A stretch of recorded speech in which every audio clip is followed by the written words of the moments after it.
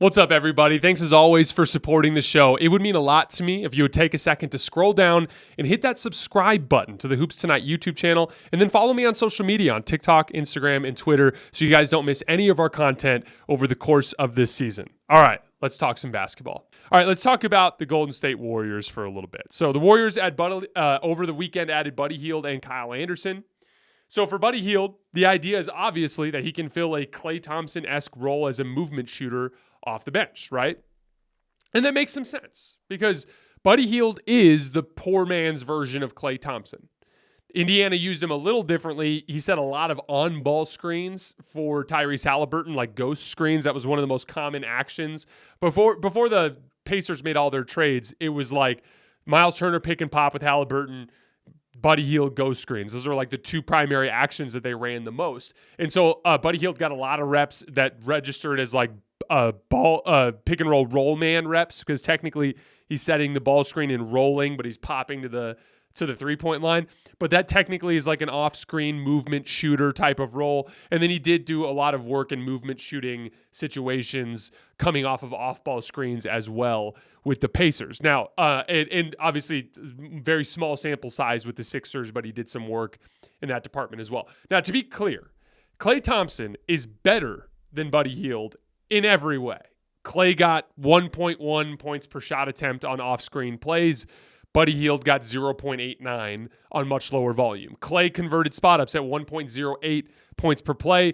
Buddy was at 1.01. Klay ran 208 ball screens and got over a point per possession. Buddy ran 89 of them and got 0.89 points per possession. Klay ran 58 ISOs and got 61 points. That's 1.05 points per possession. Buddy ran 18 and got 10. That's 0.56 points per possession. Klay's bigger. He's got a better ability to get to his spots to be an on-ball creator. Klay is a substantially better defensive player. The one thing I'd say that at this point that Buddy does better is he's just a little bit more active on the glass because he's faster, so he can get to some of those like long rebound type of situations, and he rebounded at a higher rate last year than Klay Thompson. But Klay Thompson's a better player than Buddy Hield. That said, Buddy can reasonably fill that role at a heavily discounted price, and that's why this move makes a lot of sense. He is a very natural fit within the Warriors offense. Again, when we talk about the Warriors offense, it's 5 out with a combination of like screening passing fulcrums and movement shooters, right? The screening passing fulcrums, these are all the guys over the years, like Draymond Green, like Kevon Looney, like Andrew Bogut in the early years. Andre Iguodala did a lot of this as well. You know, these are guys that like weren't necessarily dead-eye three-point shooters, but guys that could just be really smart basketball players that knew how to make the right reads as they're operating in space, that knew how to keep flowing into the next action to try to get their movement shooters opportunities. And then accentuating those guys were these movement shooters. And over the years, that's been a bunch of different guys. Obviously, it's been Steph and Klay, it's been KD, it's been Jordan Poole, it's been, some other on-ball guys like Leandro Barbosa and Sean Livingston, right? But at the end of the day, it's like offensive threats coming off of screens and guys who can set screens and then capitalize on attention devoted to the guys coming off of those screens. Kyle Anderson fits magically into that type of role. We're going to talk about him in just a couple of minutes, but Kyle Anderson is just another guy that's a very good decision maker, screen and roll guy who operates out of the middle of the floor.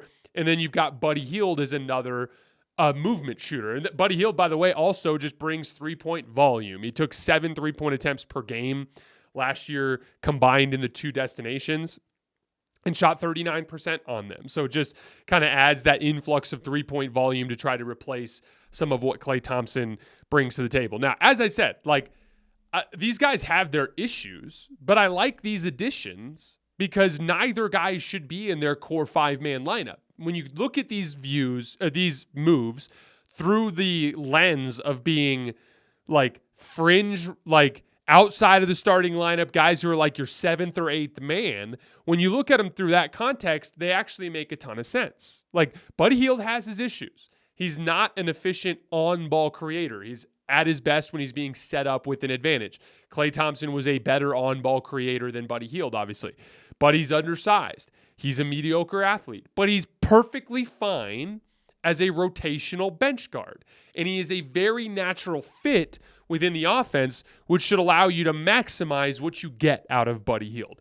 Kyle Anderson has his issues. Smart defenses dare Kyle Anderson to score the basketball, and he can struggle with that. He's a bad jump shooter. He's a mediocre mid-range pull-up jump shooter. He's okay, like just barely over 40% in like hook to floater range, that like kind of short range area. He shoots just 52% on layups. So like, yeah, he's got his issues, but he's an excellent defender with a lot of versatility. He was actually the best defender guarding Luka in the Western Conference Finals last year.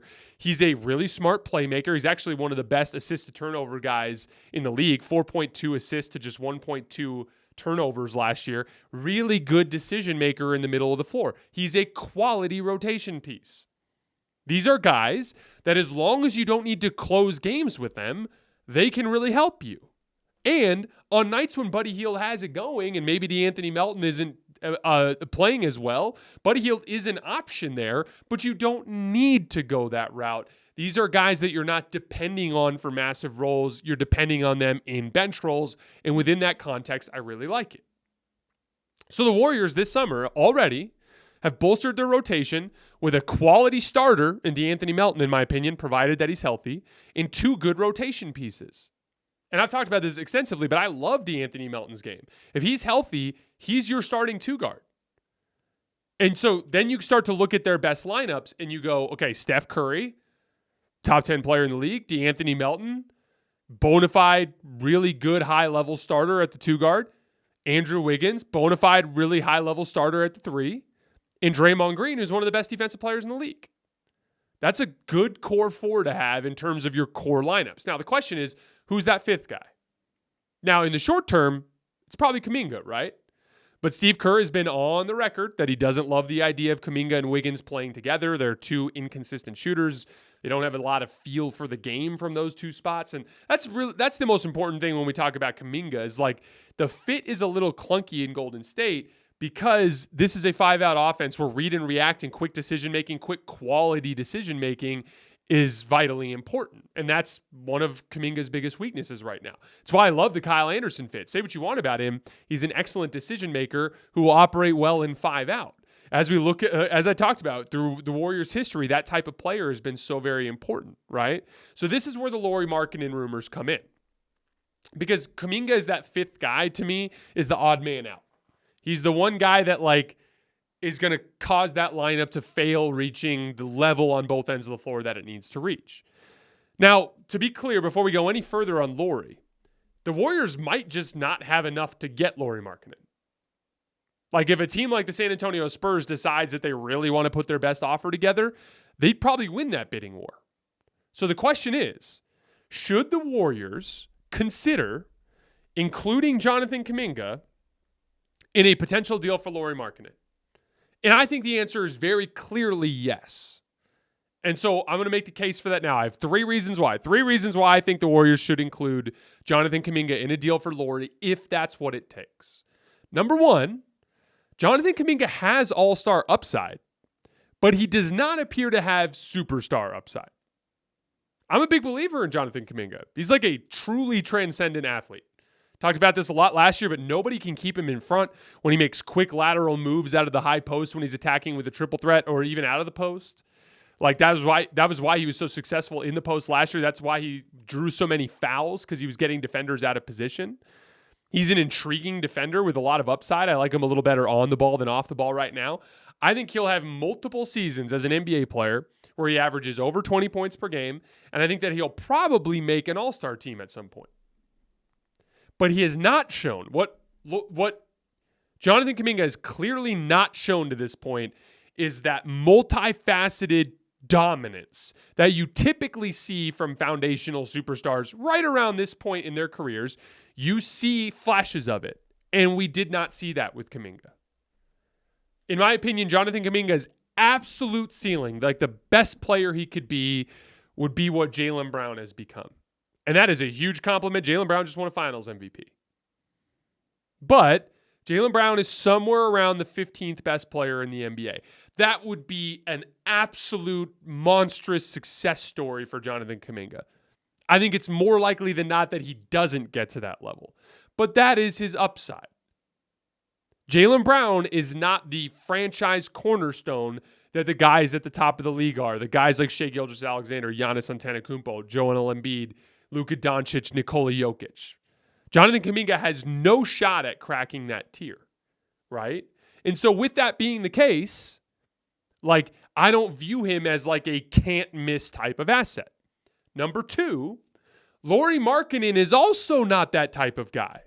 He's also not a cornerstone type of talent, but he's much further along in his development than Kaminga, and he's a much better natural basketball fit with the Warriors. Lauri Markkanen's not going to be a top 10 guy. He's not going to enter into conversations with Luka Doncic and Joel Embiid and those guys at the top of the league. But he's much further along. He averaged 25 points and 8 rebounds per game in his last 2 seasons with the Utah Jazz. 49% from the field, 40% from 3, 89% from the line, 64% true shooting percentage. 25 and 8 on 64% true shooting. You would be thrilled if Jonathan Kuminga became that. Lauri Markkanen is already that. And I know it's not a perfect player comp. They're very different types of players. But in terms of value to a franchise, you aspire that Jonathan Kuminga might be able to become as valuable around the league or as good as Lauri Markkanen has been as an NBA player the last 2 seasons. That would be a quality outcome for Jonathan. And so you're just getting someone that fits more within the timeline. And then he's a beautiful fit within the Warriors offense. He's an excellent spot-up guy. He converted spot-up possessions at 1.10 points per possession last year. Good movement shooter. He shot 45% coming off of screens last year. That's 1.11 points per shot. He's a great cutter. He's a great pick and pop big in ball screens with Steph Curry. That would be deadly. He's a high-level read and react player in 5-out. He is just a much more natural basketball fit with the Warriors than Jonathan Kuminga. And then the third reason why you'd have to include him, you have Steph Curry on your team. And you're not planning on trading him. So stop focusing on what some of these young players can be and give Steph as much support as you can because you owe that to him. And Lauri allows you to do both. Lauri allows you to give real, genuine support to Steph Curry in the short term while also having an asset for the long term of the franchise. He's 27 years old. He's got a lot of great basketball left in him. To be clear, if I actually thought that Jonathan Kuminga could become a foundational franchise cornerstone type of prospect, then I wouldn't even consider having this conversation. But he's not. Like, if he's not like a perennial MVP vote getter, then it doesn't make sense. And again, I understand from a different perspective if you don't have Steph Curry on the roster. You don't trade, like for instance, if you're the Utah Jazz and you're looking for your franchise cornerstone and you have Kaminga and you want Lauri Markkanen, that doesn't make any sense because Lauri Markkanen's not that guy either. You're better off betting on Kuminga's upside and maintaining whatever other assets that you have. The Warriors have Steph Curry. The Warriors have Draymond Green. The Warriors have a certain obligation to try to make this work. And that to me is where you have to consider this type of deal. Here's my last note on it before we move on. Lauri gives you a clear 5 to start and end games with. Steph, D'Anthony Melton, Andrew Wiggins, Draymond Green, and Jonathan Kuminga, clunky, not enough shooting. Not enough high IQ players on the wing. Steph, D'Anthony Melton, Andrew Wiggins, Lauri Markkanen, and Draymond Green, plenty of shooting, plenty of guys that know how to play read and react 5-out basketball on the perimeter. That 5 has the upside of a championship team. I wouldn't put him at the top of that tier, but like I'd put him up in the rest of the Western Conference at least. I'd put him up there with, every team that's below that Denver, OKC, Boston tier. They're just as good as all those teams if they get Lauri Markkanen. And then anything could happen. Who knows? Maybe Steph does get back to MVP level next year and you become a championship contender. Maybe you do have the ability to make a smaller move on the margins at the deadline to push yourself up another level. But Lauri Markkanen is the only guy that can put you into that conversation. If you keep Jonathan Kuminga and you go with Steph, D'Anthony Melton, Andrew Wiggins, Kaminga, and Draymond, you're a play-in team. So, I mean, here's the thing. It's possible that Lauri Markkanen is just outside of Golden State's price range, but if you have to include Kuminga to make a deal like that happen, you include it. No question. I'm just personally, as a basketball fan, I'd love to see it.